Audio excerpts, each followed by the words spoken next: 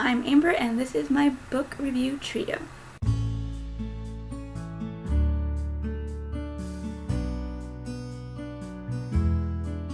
The first book that I want to talk about is Hotel on the Corner of Bitter and Sweet by Jamie Ford. This is about Henry Lee, who in 1986 finds himself in front of the Panama Hotel, which was once the gatehouse to Seattle's Japantown. It's been boarded up for decades, but now it has a new owner, and in searching throughout the hotel, the new owner has found belongings of Japanese Americans from the 1940s.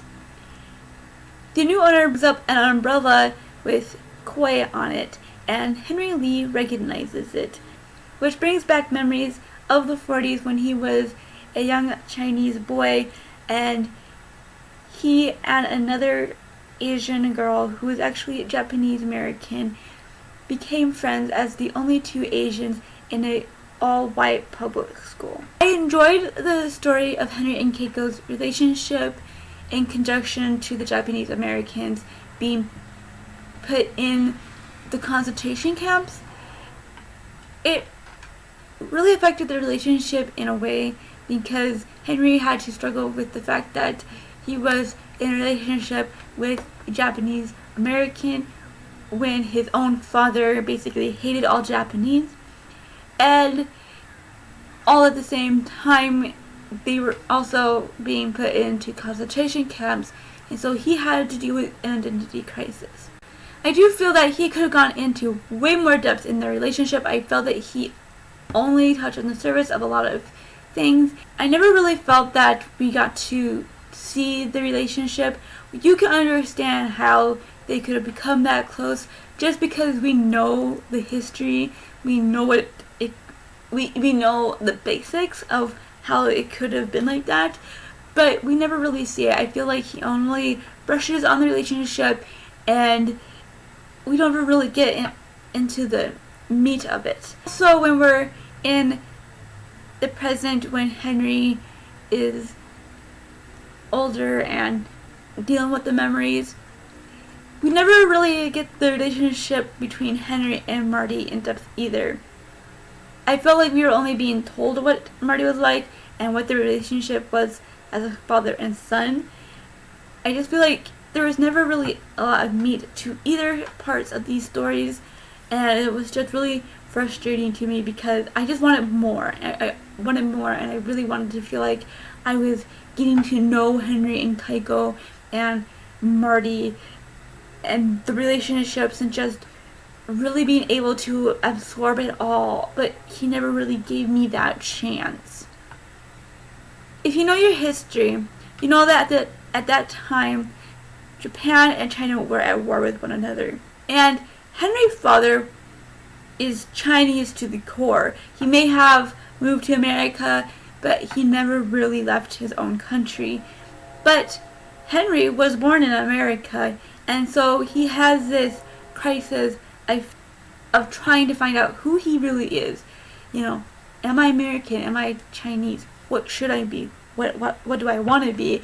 And then having all that issues combined with being friends with Keiko, who is Japanese American, and having your father hate all Japanese, it definitely would bring a lot of crisis and when it comes to his identity and how to handle the situation when it came to his parents and even her. But I never really felt that he went into depth with that either. He brought up a lot of different things. I mean, he brought that up, he brought relationships up, he brought the Japanese and Chinese thing up, but I never really felt that he went into depth with it. It just wasn't really all developed. And in the end, I felt that he left things way too open-ended because of that. I really did enjoy the story, but I felt frustrated because we never really had an in-depth story, really. He just touched the surface of everything. So I gave Hotel on the Corner of Bitter and Sweet 3 stars.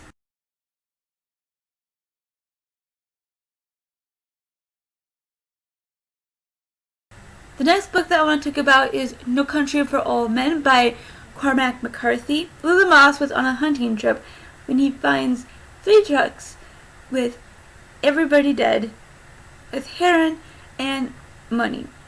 He decides to take the money, but then finds himself on the run when he realizes that he got himself caught up in a mess that he never really wanted to get involved with, and it takes you on a crazy whirlwind when a serial killer gets involved.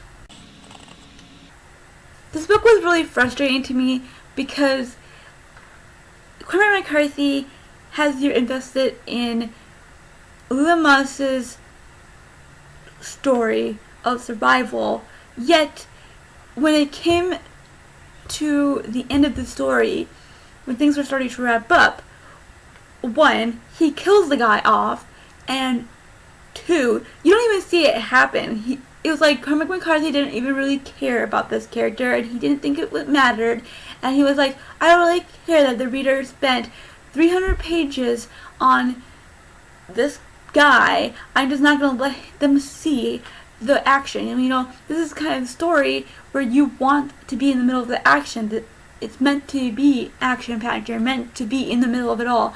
And yet, he took you out of it. And then you have Sheriff Bell, the guy who gets himself caught up in this case. Yeah, he really wasn't caught up in the case. He didn't even do anything. I was like, this is the worst kind of sheriff ever. I would not want this guy on a case that involved any of my family members. He's lazy in his own way. He acts like he cared, but he never really did anything at all. It was really frustrating because I felt like Cormac McCarthy wanted you to feel that the Sheriff Bell was this great guy and that he was a great sheriff, yet he didn't do anything. Which kind of makes me wonder if that was the whole point, because No Country for Old Men, which makes me think that he's saying that all men don't belong a part of the sheriff, shouldn't be sheriffs or whatever. I don't really understand it, but it was really frustrating because I did feel that Cormac McCarthy wanted you to like this guy, and I didn't, because he wasn't that great. He didn't really do anything for the story. He was just there. The only character that I actually thought was worthwhile, was different, was unique in this story, was the serial killer. The guy that was trying to get the money back. And he was crazy, but he was the only one that actually stood out in this story. It was an easy read overall. I must say that it was easy, it was fast-paced, it kept you going. If it wasn't for that indie and if it wasn't for the characters, I probably would have really liked this book. The other issue I had with it was the grammar. I know the style is different, and I understand the style. He wrote very short sentences, and he would have long sentences where it'd be like, and.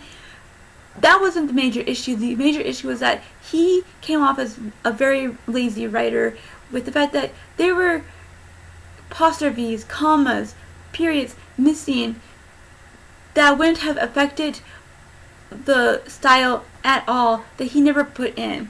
And I was really frustrated and annoyed with that, because that's just pure laziness in my eyes. That being said, I will read the other book that I was interested in, The Road, because I do feel like his style is easy to get through, although I'm frustrated with his grammar. So we'll see if the other book, The Road, is any better. I'm crossing my fingers. I gave No Country for Old Men 3 stars. The third and last book that I want to talk about is Agnes Grey by Anne Bronte, the youngest Bronte sister. This book is about Agnes Grey, a young woman who's lived a pampered life.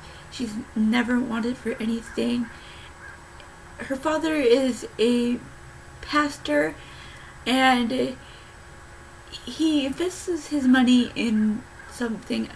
I forget what it was exactly. It was kind of complicated for me to understand, but it fails, and they end up in a worse state than they've been, struggling to pay their debts. Agnes decides that she's going to become a governess, And this book deals with the social issues that a governess has with the employers treating them like they're below them, and then the servants seeing how their employers treat them and treat them the same way, but yet she's above them. So there's this, struggle where she's in between worlds, basically. It feels like that, and she is completely isolated. Bronte is completely different than her two older sisters. Charlotte and Emily, they both lean towards the darker, more romantic type of writing style. They're just, they're very detail oriented when it comes to the atmosphere and everything. You get the atmosphere in this book, but she focuses mainly on the issues of being a governess, the social issues, the emotional issues. She has this issue, she has this argument that she's trying to make, and that's what she's doing here. She goes straight at it, she doesn't dilly-dally, she doesn't beat around the bush, she just goes for it. This is her first novel, so it does show. It's pretty noticeable, but although it is, I really enjoyed it overall. I really liked hearing Anne Bronte's point of view on this situation of their time. The fact that this is a semi-biographical, or at least it feels like it to me, everybody says that, and you can really see that she is putting herself, her life, into this book. It just makes it that much more interesting, that much more exciting to read for me. I really like it when books do this because they don't make it boring by drowning you with their life, but they give you their point of view through another point of view, and because it's fiction, the author can do whatever they want with their story. So I feel like Anne Bronte felt that it was best to do it this way, and she did, and it worked very well. A lot of people thought that this person, Agnes Grey, was too perfect, but in reality, she was not. She mentions it over and over again that she's not this perfect person, that she struggles inwardly, spiritually, emotionally with things that aren't exactly appropriate in that time. And if you're not looking at this in the perspective of the time that she's writing this in, you won't see the imperfections that's there. And for Agnes, these things that she's dealing with inwardly is her imperfections, are the things that don't make her perfect at all. And you see it all the way through. I really liked Agnes. I get why people might think that she's too perfect in superficial manners, but in actuality she was inexperienced, naive about everything, and those were the things that were her downfall when she went into the job as a governess. The issue that I actually had with this book is the preaching that I felt was there throughout the book. I know that Anne Bronte wasn't trying to really preach. I felt like she was just trying to make it matter of fact. This is who she is, this is her life, this is natural. But it did come off as preachy, like she was shoving it down your throat, and she would just go on and on a lot of times about spirituality and stuff like that, which I felt wasn't all that necessary to the story, but at the same time I could understand why it was there. So overall, enjoyed it. There are a few issues here and there. I'm definitely going to read her second novel, The Tenant of Wildfell, at some point. I've heard that it's actually better than this one, so I'm crossing my fingers that I'll like it as well. I gave this book 4 stars. Tell me if you've read any of these books and if you agree or disagree with my opinions on them. Thank you guys so much for watching, and I will see you in the next one.